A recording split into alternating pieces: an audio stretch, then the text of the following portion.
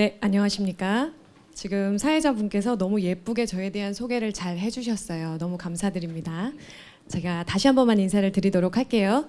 네, 저는 지금 방금 소개를 받은 소장 조혜정입니다. 반갑습니다. 오늘 우리 어린 친구들이랑 같이 외출을 하셨는데 다행히도 날씨가 정말 따뜻했어요. 그렇죠? 많이 안 힘드셨죠? 추웠으면 굉장히 힘들었을 거예요. 맞죠? 다행이에요. 자, 그러면 오늘 참석한 친구들이 지금 몇 학년쯤 됐나 궁금해서 질문을 한번 해보려고 하거든요. 저는 이제 3학년이 됐습니다. 손 한번 씩씩하게. 와, 많아요. 좋아요. 저는 이제 4학년입니다. 오케이. 저는 5학년입니다. 좋아요. 저는 6학년. 와, 6학년 형님 반 제일 많네요. 알겠습니다. 자, 그러면 오늘 어떤 이야기들을 해볼까 시작을 할 거예요. 우리 친구들 오늘 엄마랑 아빠랑 영어에 대한 이야기를 조금 해보려고 하는데요. 같이 잘 들어줄 수 있겠어요? 대답이 너무 조그매. 잘 들어줄 수 있겠어요? 아우, 감사합니다. 어떤 얘기를 하는지 같이 한번 잘 들어봐 주세요. 자, 그러면 이제 오늘 얘기를 진행을 해볼까 합니다. 사실은 아까 강의에서 조금 들으셨겠지만 지금은 굉장히 많은 변화의 시기를 가졌다고 생각하시면 될 것 같아요. 전환기, 말 그대로 전환기. 시기적으로 그러하고요. 굉장히 많이 변화하는 정책적으로도 그러합니다. 자, 그래서 오늘은 어떤 변화가 있었는지 저랑 간단하게 한번 짚어보고요. 어떻게 헤쳐나가면 좋을지, 어떤 방향으로 뚫고 나가면 좋을지에 대한 팁을 간단하게 좀 드리려고 합니다. 자, 그러면 이야기를 시작을 해볼 건데요. 시작 전에 제가 에피소드를 몇 가지 들려드릴게요. 자, 첫 번째 에피소드입니다. 중학생 A예요. 우와, 자유학기제를 시작한다 그래서 너무 기대가 됐어요. 공부도 안 한대요. 시험도 안 본대요. 너무 신났어요. 그런데 웬걸? 평가 과정이 너무 힘이 들었어요. 왜냐하면 수업 시간에 배운 걸 내가 앞에 나가서 발표할 기회가 자꾸 많아지는 거예요. 다른 친구들은 수업 시간에 배웠던 걸 영어로 만화도 그리고 팝송도 부를 줄 알고 앞에 나가서 그림을 멋지게 그린 걸 영어로 설명도 했어요. 그래서 저는 그런 과정들이 너무 낯설어요. 아, 어떻게 해야 되죠? 차라리 나한테 시험을 보라고 했으면 좋겠어요. 난감한 상황입니다. 자, 두 번째 에피소드예요. 고등학생 B. 이 친구는 중학교 때 공부를 굉장히 잘했어요. 영어는 물론이고요. 공부는 좀 자신이 있었어요. 그런데 고등학교에 올라와 보니까 시험 범위가 너무 많아요. 과목은 또 왜 이렇게 많아요? 너무 바빠요. 일단 학교 내 스케줄 관리하는데 바빠요. 그런데 친구들을 보니까 언제 준비했는지 모르겠는데 각종 대회에 나가서 상도 받아오고요. 그리고 영어 활동 이런 걸 많이 하면서 차곡차곡 내신을 쌓아가고 있더라고요. 나는 내 수업하기도 바쁜데 저 친구들은 언제 저런 걸 준비했는지 정말 모르겠어요. 무슨 차이일까요? 이해가 안 돼요. 자, 그리고 마지막 에피소드. 대학생 C군입니다. 나는 분명히 수능도 잘 봤고요. 영어 점수도 괜찮았어요. 대학을 갔는데 나는 내 전공 수업을 들으러 갔는데 이게 내 전공 수업인지 영어 수업인지 구분이 안 됩니다. 왜 내 전공을 영어로 된 책으로 공부를 해야만 합니까? 내가 왜 영어로 토론 수업을 해야 합니까? 높은 학점은 기대하기가 힘들어요. 이해를 통 못하겠더라고요. 나는 공부도 한다고 했고 시험도 봤는데 적응이 힘들어요. 자, 이렇게 세 학생의 에피소드를 보셨습니다. 이 친구들의 발목을 공통적으로 잡고 있는 게 있지요. 뭐예요? 왜 날 괴롭힐까요? 자, 제가 퀴즈를 몇 가지 준비했어요. 퀴즈를 통해서 영어에 대한 이야기를 조금 더 해볼게요. 자, 제가 퀴즈 1번. 영어는 땡땡땡땡을 위한 세계 공용어이다. 무엇일까요? 네, 손 들었어요. 딩동댕! 박수! 너무 잘했어요. 와, 정말 스마트한 친구들이 여기 잔뜩 모였습니다. 맞아요. 영어는 의사소통을 위한 세계 공용어입니다. 지금 TV에서 많이 보이는 아이돌 친구들이 있지요. 대형 기획사에 소속되어 있는 아이돌 친구들. 춤도 너무 잘 추고요. 노래도 정말 잘해요. 이 친구들이 기획사에서 소속사에서 춤과 노래를 배우는데 그 외에 또 배우는 게 있어요. 외국어. 맞아요. 왜? 이 친구들은 이미 능력이 검증된 친구입니다. 한국뿐만이 아니라 중국, 미국, 일본 어디에 나가서 활동을 해도 전혀 거리낌 없이 자신의 끼를 표현해 줄 수 있는 그런 친구들이에요. 그런데 언제 어떤 기회가 생길지를 모르는 거예요.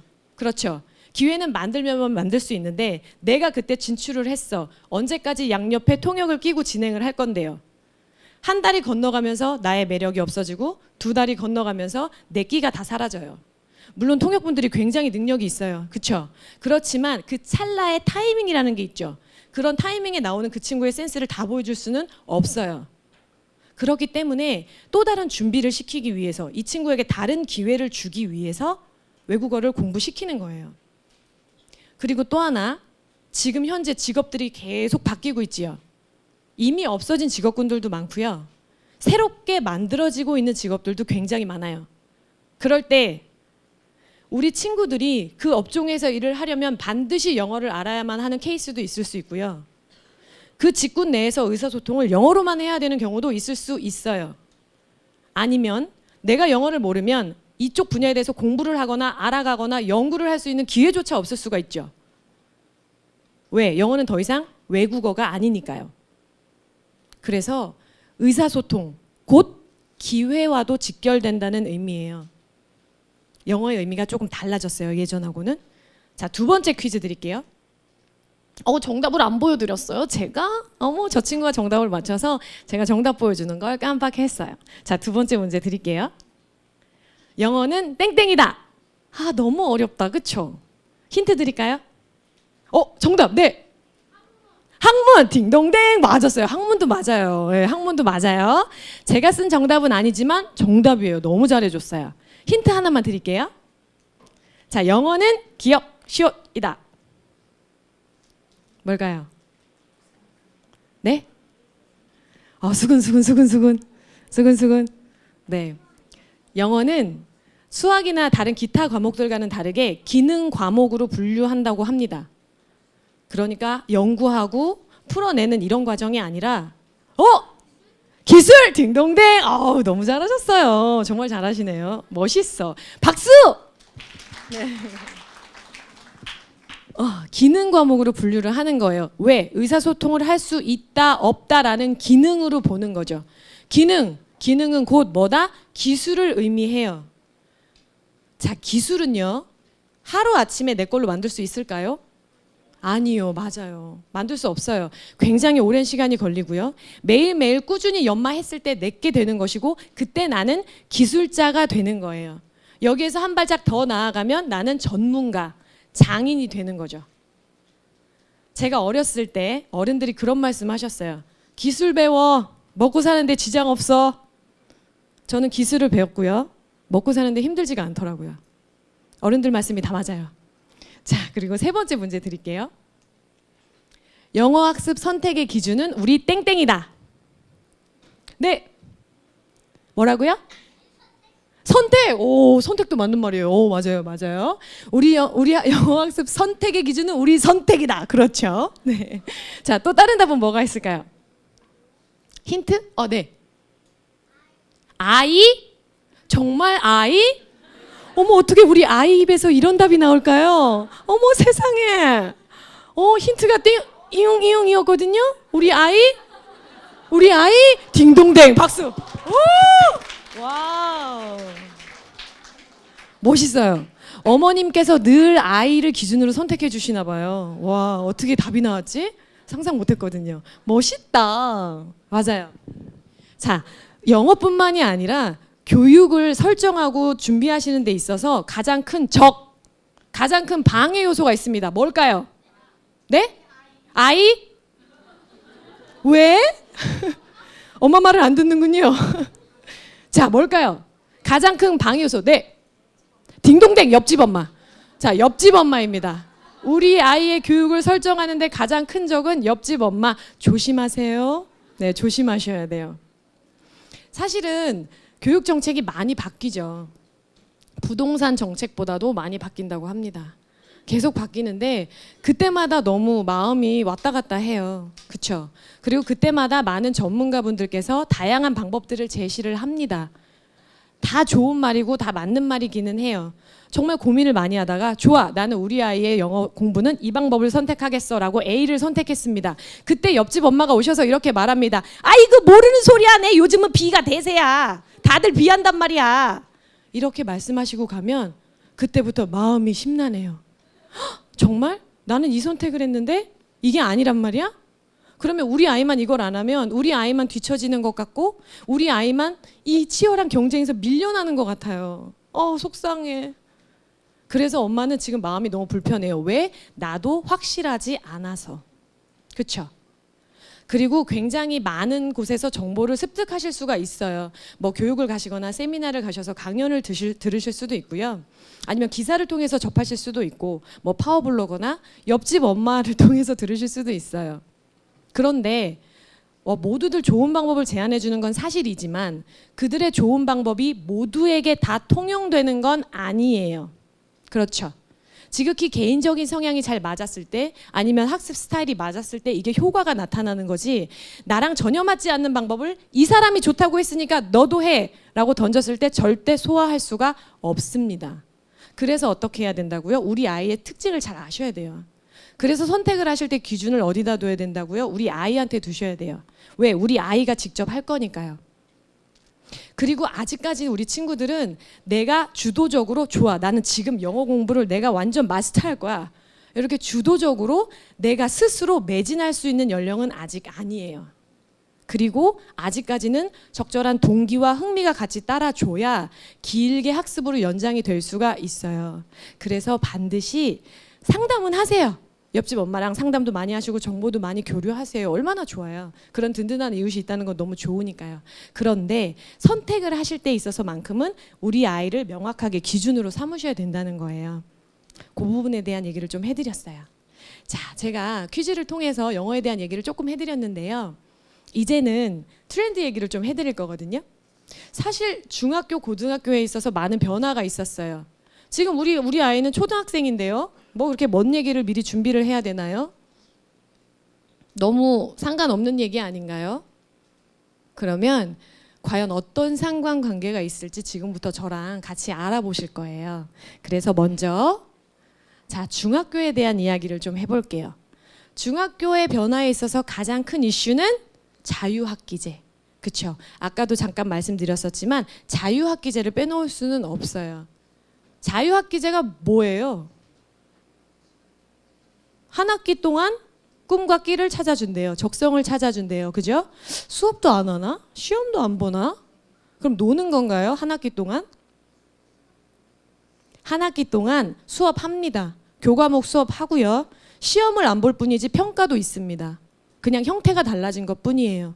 기존에 우리가 교과서를 들고 선생님께서 주시는 일방적으로 전달해 주시는 그런 소스들을 내가 수동적으로 받아들였다면 이제는 그게 아니라 아이들이 주도적으로 나서서 진행을 한다는 거죠. 어떻게? 실험을 통해서 혹은 토론을 통해서 아이들이 모여서 결론을 도출하고 그 과정과 결과에 대해서 발표를 해야 합니다. 자, 시험은 안 봐요. 시험 봐서 너는 몇 점, 너는 몇 점, 너는 몇 점. 이런 정량적 평가는 없어졌지만 정성적 평가는 합니다. 그러려면 이 아이가 수업에 참여하는 모든 태도부터 발표에 임하는 데까지가 다 평가가 될 수가 있어요. 그러면 팀을 꾸렸습니다. 6명의 친구가 팀을 꾸려서 함께 토론을 해서 이러한 멋진 결과를 도출해 냈습니다. 함께 얘기했고요. 함께 결론 만들었어요. 하지만 누군가는 적극적으로 나서서 앞에서 발표를 하겠죠. 그리고 누군가는 뒤에 앉아서 그 모습을 바라보고 있겠죠. 이렇게 됐을 때 이 두 친구의 평가가 과연 같을까요? 장담할 수 없겠죠. 네. 왜? 조금 더 주도적으로, 조금 더 적극적으로 나서는 친구가 아무래도 높은 점수를 받을 수밖에 없어요. 영어도 마찬가지입니다. 예를 들어서 영어. 자유학기제의 목표는 무엇이라고요? 이 친구의 꿈과 적성을 찾아주는 거. 좋아. 그러면 친구야, 너의 꿈은 무엇이니? 너는 커서 뭐가 되고 싶니? 이 주제로 발표를 해야 돼요. 나는요, 그런 거에 대한 기초 지식이 없어요. 어떤 어휘를 써야 되는지도 모르고요. 그리고 내가 알고 있는 어휘들을 종합해서 조리 있게 정리해서 말을 해본 경험이 많지 않아요. 자신이 없네요. 어떡하죠? 영어 말하기에 자신이 없으면 절대로 앞에 나서서 주도적으로 발표할 수 있는 아이가 될 수 없습니다. 그렇겠죠. 그리고 게다가 어떤 시기? 사춘기예요. 중학생은 사춘기죠. 무서워요. 위에서도 못 내려오잖아요. 그래서 이 친구들은 가뜩이나 앞에 나서서 뭔가를 한다는 게 불편한 때인데 내가 못하는 걸 굳이 앞에 나와서 하라 그러면 점점 더 소극적으로 바뀔 수밖에 없어요. 그럼 이 친구의 평가는요? 그 한 학기에 이 친구의 평가는 어떻게 되는 건데요? 점점 자신감이 땅을 뚫고 밑으로 들어갈 수밖에 없어요. 꿈을 찾고 적성을 찾아주려는 시기에 오히려 반대로 꿈을 잃게 될 수도 있어요. 그 자신감이 굉장히 필요한 시기입니다. 어머님, 한 학기 6개월 반년이에요. 결코 짧은 시기가 아니죠. 이 시기를 어떻게 알차게 보낼지, 어떻게 현명하게 내 내신을 잘 챙길지, 그리고 지난 학기와 다음에 돌아올 학기를 어떻게 매끄럽게 연결하는 브릿지 학기로 연결하실지를 고민하셔야 되는 거, 그게 숙제예요. 굉장히 큰 숙제죠. 자, 이제 고등학교로 넘어가 볼까요? 아까 들으셨죠? 고등학교 지금 현재 가장 뜨거운 감자는 절대평가. 맞아요. 우와, 영어가 절대평가가 됐어요. 그러면 한두 문제 틀려서 3등급으로 뚝 떨어졌던 친구들은 쾌재를 부르겠죠. 아싸, 이제 나도 1등급 될 수 있다. 정말이에요. 그런데 문제는 뭐냐면 너무 많은 친구들이 1등급이 될 수 있다는 게 문제예요. 작년 수능을 기준으로 봤을 때 같은 수준으로 나온다 그러면 지금 현재 서울 시내에 있는 4년제 대학의 입학 정원보다도 더 많은 친구들이 1등급을 받을 수 있다는 얘기가 됩니다. 그러면 어떤 얘기냐? 첫째, 2등급만 돼도 치명적이에요. 의학. 그리고 둘째, 이 절대평가 때문에 변별력이 뚝 떨어졌어요. 그러면 과연 시험이 쉽게 나올까요? 변별력을 높이기 위해서라도 난이도가 올라갈 수도 있다라는 위험, 그 점도 기억하셔야 돼요. 자, 그리고 이렇게 변별력이 없어졌다라는 판단이 내려지는 순간 대학에서는 진짜 영어 잘하는 사람을 뽑아내려고 다른 방안을 찾을 거란 말이에요. 그럼 그 방안에는 어떻게 대처해야 하나요? 뭐 각종 수상 경력들이 있으면 정말 도움이 되겠죠. 그 외에 각종 영어 활동들, 와, 이런 것도 너무 도움이 돼요. 아니면 수시 면접을 보러 갔을 때 영어로 면접 인터뷰를 잘했어요. 이것도 굉장히 큰 도움이 되겠죠. 그런데 문제는 뭐냐면 고등학교에 들어가면 아까도 고등학생의 예시를 들어드렸지만 시간이 없어요. 사실은 내가 시간을 내서 이번에 어떤 대회가 있대, 나 나가서 반드시 상을 타올 거야, 준비할 시간이 그닥 없어요. 그럼 그 친구들은 도대체 어떻게 나가서 수상을 하는 걸까요? 없는 걸 만들어서 나가서는 절대 수상을 할 수가 없고요. 그 친구가 이미 갖고 있어서 그걸 다듬었기 때문에 나갈 수 있었던 거예요. 이 얘기는 뭐냐? 영어 말하기를 이미 갖춰놓은 친구들만의 기회라는 거예요. 그렇지 않으면 언감생심 꿈을 꿀 수가 없어요. 왜? 나 지금 시험 보기도 바빠 죽겠거든요. 그래서 미리 초석을 다지시라는 말씀을 드리고 싶은 거예요. 나중에 힘이 들어지지 않도록. 자, 트렌드에 관한 얘기를 살짝 해드렸어요.